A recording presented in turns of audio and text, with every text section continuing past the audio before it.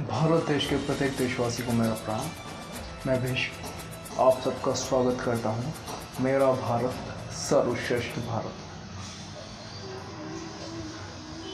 आज हम बात करेंगे सूर्य ग्रहण और चंद्र ग्रहण। सूर्य ग्रहण, जब चंद्रमा की छाया सूर्य पर पड़ती है तो उसे सूर्य ग्रहण कहते हैं, और जब धरती की छाया, पृथ्वी की छाया चंद्रमा पर पड़ती है तो उसे चंद्र ग्रहण कहा जाता है। ज्योतिष शास्त्र के हिसाब से यह होता है राहु का प्रभाव। राहु चंद्रमा और सूर्य का ग्रास करता है, इस कारण से चंद्र ग्रहण और सूर्य ग्रहण होते हैं।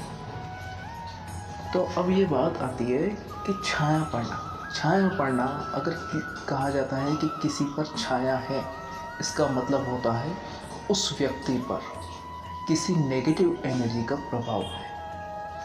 मतलब जब सूर्य ग्रहण और चंद्र ग्रहण होता है तो सूर्य द्वारा और चंद्रमा द्वारा धरती तक जो भी किरणें पहुंचती है उनमें एक नेगेटिव एनर्जी का प्रभाव होता है, और वो नेगेटिव एनर्जी का प्रभाव जिस भी क्षेत्र में सूर्य ग्रहण और चंद्र ग्रहण दिखता है उन क्षेत्रों में फैल जाता है।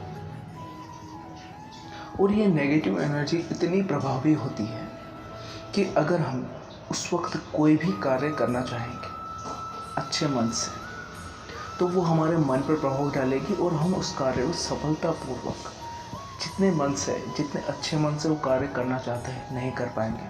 अगर हम बाहर निकलते हैं तो उस नेगेटिव एनर्जी का प्रभाव हमारे स्वास्थ्य पर पड़ता है, क्योंकि मन पर जो प्रभाव पड़ता है वही हमारे शरीर से जुड़ता है। जब मन पर बुरा प्रभाव पड़ेगा, नेगेटिव एनर्जी का प्रभाव पड़ेगा, तो वो आपके स्वास्थ्य को हानि पहुंचाता है। इसी कारण से बाहर निकलने के लिए मना करा जाता है।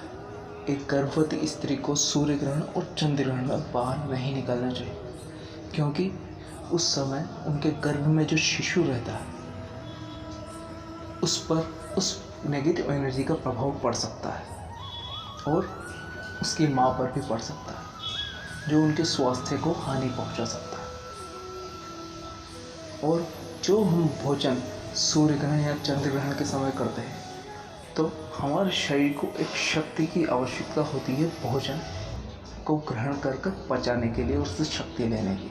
लेकिन चंद्र ग्रहण और सूर्य ग्रहण के समय जो प्रभाव होता है नेगेटिव एनर्जी का, वो हमें ऐसा करने से, हमारे शरीर को ऐसा करने से रोकता है। तो हम जो भी खाते हैं या पीते हैं वो हमारी बॉडी में एनर्जी लेने के बजाय वहीं पर सड़ता रहता है और वो हमारे शरीर को नुकसान पहुंचाता है। इसीलिए, और वो बुरी एनर्जी का प्रभाव जैसे घर होते हैं, मंदिर होते हैं, सभी जगह पड़ता है। इसीलिए सूर्य ग्रहण या चंद्र ग्रहण खत्म होने के बाद पूरे घर को, जगह को धोने, साफ करने के लिए, व्यक्तियों को नहाने के लिए कहा जाता है, ताकि उन पर से वो नेगेटिव एनर्जी का प्रभाव हट जाए।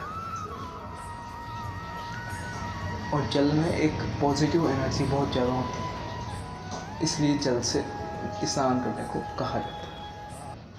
अब वर्तमान में बहुत सारे लोग इन चीज़ों को नहीं मानते हैं, और वही प्रभाव है नहीं मानने के कारण ही देखिए आज के बच्चे कितने कमज़ोर हैं पहले के मुकाबले। आज के व्यक्ति का स्वास्थ्य पहले के व्यक्ति के स्वास्थ्य के मुकाबले क्या अधिक मजबूत है? क्यों आज ही के लोगों को इतने रोग घेर लेते हैं, इतनी पीड़ा सहनी पड़ती?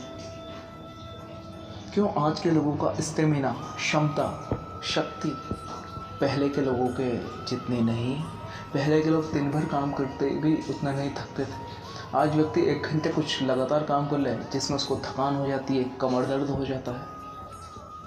तो ये सब उसी के प्रभाव में है कि हम हमारी संस्कृति को भूलते जा रहे हैं और उसका सम्मान नहीं कर रहे हैं। तो ये आपके ऊपर है, आप अपने जीवन को कैसा बनाना चाहते हैं। लेकिन आप अपनी संस्कृति से दूर जाएंगे तो उससे आपको नुकसान ही होगा, कभी फ़ायदा नहीं होगा। तो स्वयं विचार कर देखिए क्या करना चाहिए, क्या नहीं करना चाहिए, क्योंकि आपकी स्वतंत्र इच्छा में तो भगवान ही बाधा नहीं बन सकते, तो फिर मैं कौन होता हूँ।